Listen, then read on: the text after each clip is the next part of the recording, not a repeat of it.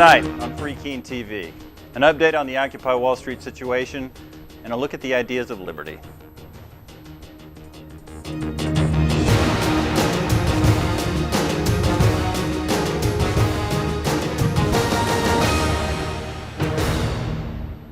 Good evening. Thank you for joining us tonight. I'm your anchor, Jonny Ray. Our first story tonight includes an update on the ongoing Occupy Wall Street event. The video from this package is from the AP and MSNBC. Take a look.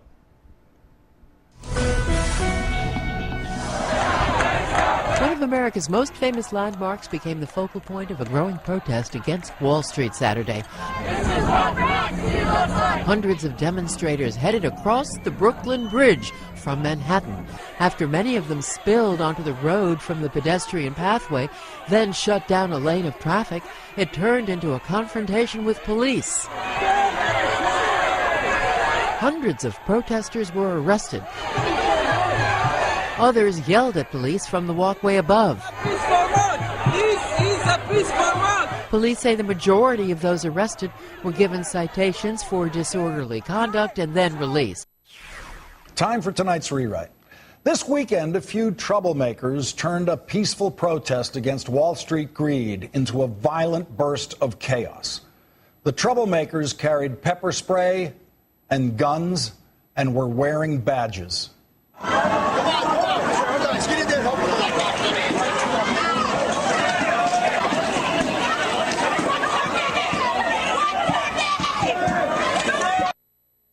We're not doing anything.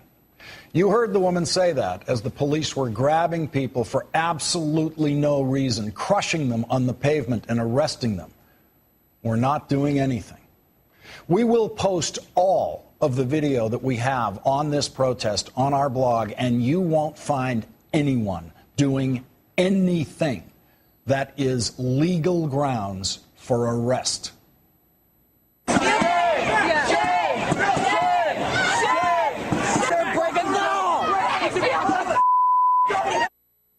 Let's take another look at that unprovoked police brutality. The reason that man is being assaulted by the police is because of what he has in his hand. He's holding a professional-grade video camera. Since the Rodney King beating was caught on an amateur video camera, American police officers have known video cameras are their worst enemies. They will do anything they can to stop you from legally videotaping how they handle their responsibility to serve and protect you. So this police commander has decided that the correct response to that man shooting video is to grab him and smash his head into a parked Volvo. The commanders are recognizable by their white shirts. The white shirts indicate a rank of lieutenant or above. Here's another courageous commander showing his men how to control the citizenry. His target for showing how tough he is was an unarmed woman who he had to reach across the police security line to grab.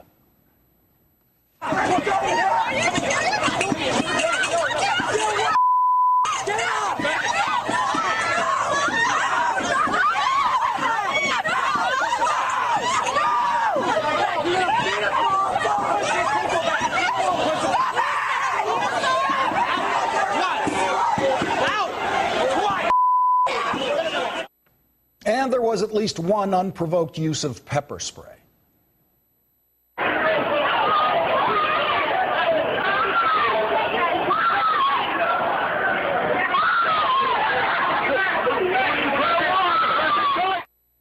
USLaw.com has posted a slow-motion version of the pepper spray incident, which, of course, shows there is no conceivable justification for the use of the pepper spray.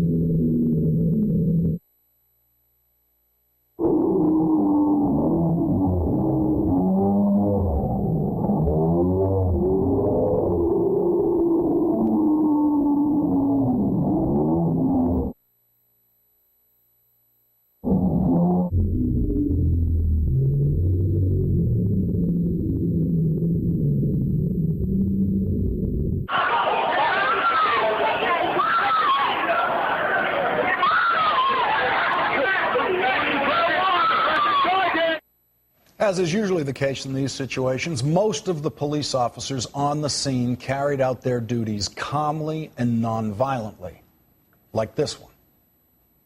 Guys, back please, thank you. Ma'am, back please, ma'am, thank you. That's how you do it. Stand back, thank you. You respect those people.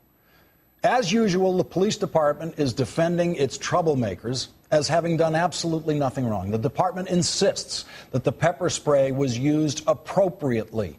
The department may be forced to conduct an investigation of the police conduct if police brutality complaints are filed, but police investigations of this sort are always a sham, designed from the start to the finish to defend the police conduct. The police department is already defending the inexcusable use of the pepper spray, which you just saw.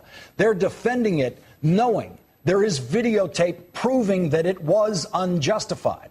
But the police department can do this because the police department knows that this story is going to go away. This kind of story always goes away.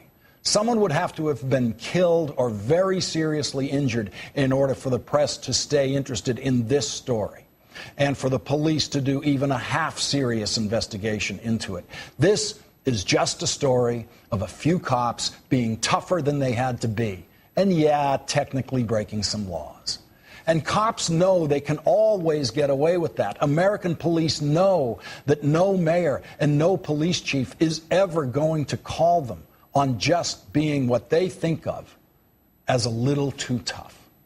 Now, I haven't bothered to mention where this took place or what police department was involved, because this is an American police work that we're watching. It's an American police work story. And in fact, it involved one of the best police departments in America. Every day in America, police are too tough. Every day in America, police cross the line and abuse citizens. Every day in America, police get away with that. White America was shocked at what they saw police doing to Rodney King. Black America would have loved to have been shocked by what they saw police do to Rodney King, but black America only could have been shocked if what the police did to Rodney King was something completely alien to their community experience, was something they couldn't imagine the police doing in their community.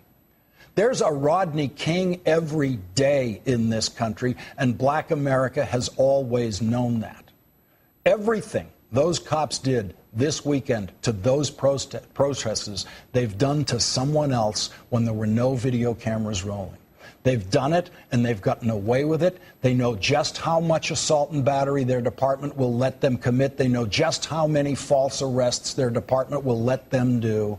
They know just how much latitude their department gives them on abusing citizens. They do it because they know they can. They do it because they know they will get away with it. None of the officers who crossed the line this weekend will be disciplined in any way. None of them will be charged with the assaults and batteries that they committed. None of them will be charged with the false arrests. None of them will lose a day's pay.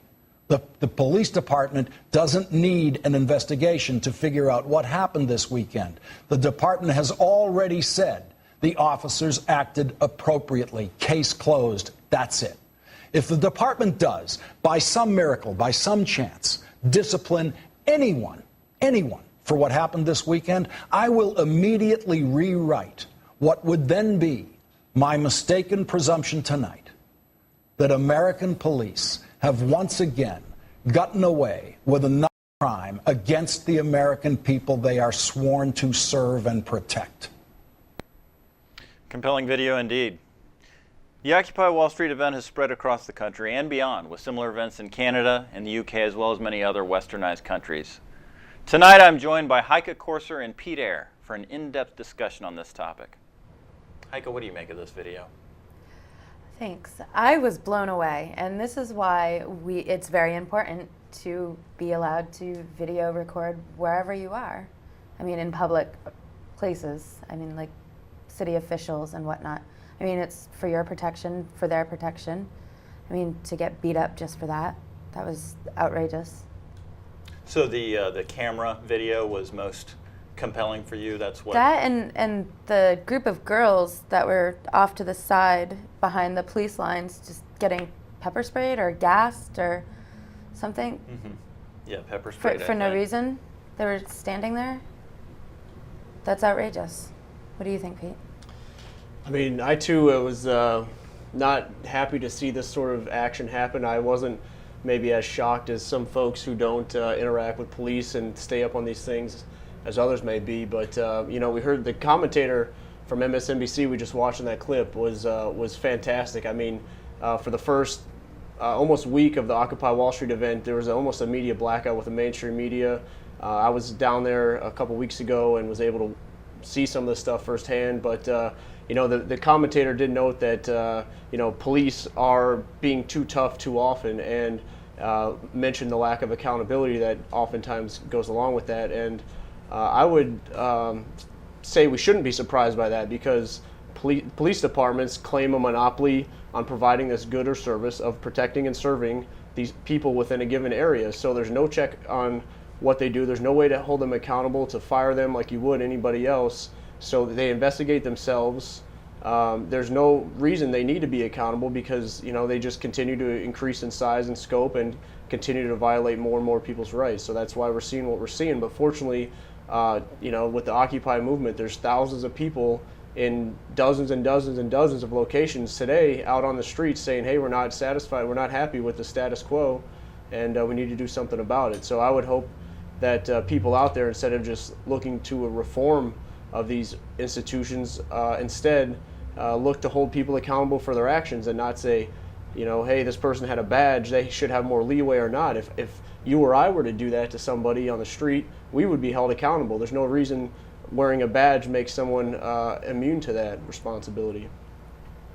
How do you think we can change that for them to have less, I don't know, power, I guess? Especially when it comes to investigating them and the police brutality. What could we do? I think it starts with people just knowing that they are, as individuals, are free to act so long as they don't initiate force on others, and to allow this group of people to steal their money, which they then go and provide these services that they don't ask for. I mean, you could say that it's an oversupply of policing. Most people don't want to.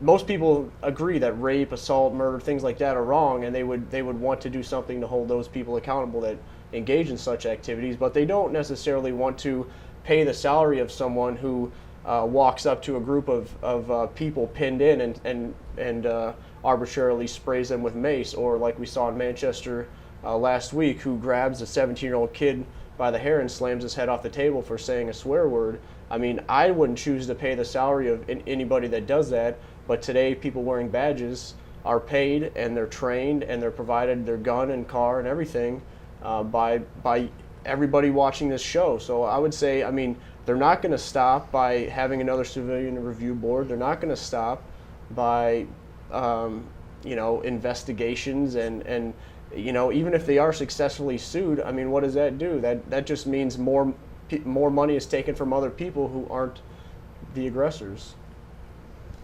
Nice. I feel like I don't know. I feel a sentiment, a kind of a change in the air. Probably it's just the Occupy Wall Street event that's got me thinking that. Any agreement there, or is it just gonna keep going the same way? I hope it changes. I really do. I think it will change with the continued proliferation of technology, cameras, things Thanks, like Pete. that. Are we having an Occupy New Hampshire? Yes, we are. When and where? White Park. The ideas of liberty are new to many of our viewers. This next video breaks the ideas down into clear terms.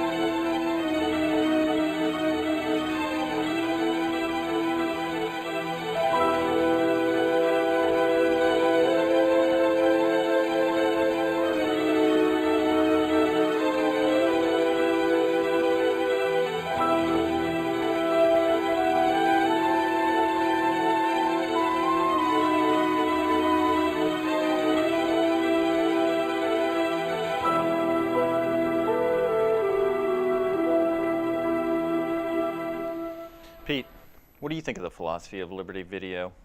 I think it's very powerful. It's it communicates very important concepts at a very easy to understand level. I couldn't get past the graphics. I'm sorry. I'm still laughing. Creepy people.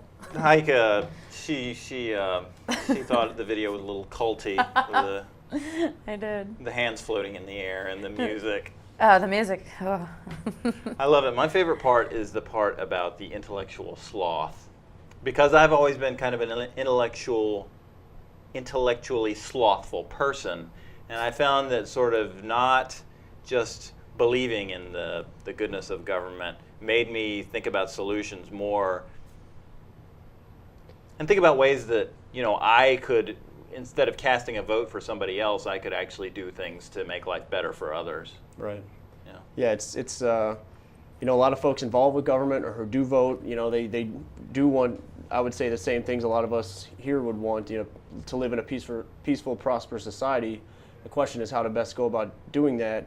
And is it through an institution based on violence, which is the government? They say, again, we have the right to steal everybody's money and impose a top-down solution, one size fits all, or is it through voluntary interactions where individuals are free to act so long as they don't initiate force? And I think it's the latter. Yeah. I did like the message. I just think it could have come across in a different video. I think the music and the graphics were distracting. But I did like the message and what they were trying to instill on people. What do you And think? that's all I have to say about that one. What do you think about the just sort of strike the new root advocacy from the video? Jonny Ray, I have to gather my thoughts. Thank you. I love the video for precisely that reason. You can't. Theft is never right, no matter if you're wearing a fine hat. Yeah. Right? Heike, now you have been able to go out and do charitable work, go out and create value on your own without somebody telling you you had to do it. Yeah. Right? Without somebody making you do it. Right. Makes me feel good, and I know I'm doing a good thing. Yeah. It's fantastic. I don't have anything else to say about that either. Okay, Captain Random, thank you. Now we're just getting goofy. I've just been handed a note going back to a topic we were talking about earlier. International Day of Occupation is October 15th, and there's going to be something in Central Square in Keene. All-day event. Should be a invigorating day for everybody. And Where is White Park? White Park is something that I read about. I got an email today on from one of the Facebook groups, Quill Social or something like that, and somebody said White Park. Maybe it was from the Concord Monitor. A story from the Concord Monitor. So White Park is in Concord? I would assume so, but I don't. Concord or Manchester? Well, here in New Hampshire, Occupy New Hampshire, they had a meeting in Manchester last Thursday, and then yesterday they had a meeting in Concord at 2, they had a meeting in Keene at 6, and some of the folks that were involved there just said, hey, we're going to meet again early this week at Keene State, and then on the 15th on the International Day of Occupation, go out to Keene Central Square. And I mean, I think it's a great mix of people, So people from all different over the backgrounds, different ideas and goals, and it's just, I hope everyone comes to the table with an open mind. One thing I've heard over and over again from people being interviewed, man on the street type things, is people wanting more taxes and regulation. Do you think that is that what people are saying at these Occupy events? Or is that what the media wants us to think? Well, I think they vary. I think a lot of folks are looking to the state to reform and to get different leaders. But again, I would just say, lead yourself. Self-government is the ideal. You can best vote with your wallet. Thank you for joining us tonight. As always, contact Free Keene TV by sending an email to tv@freekeenetv.com. Thank you. I'm Jonny Ray, wishing you and yours only the best.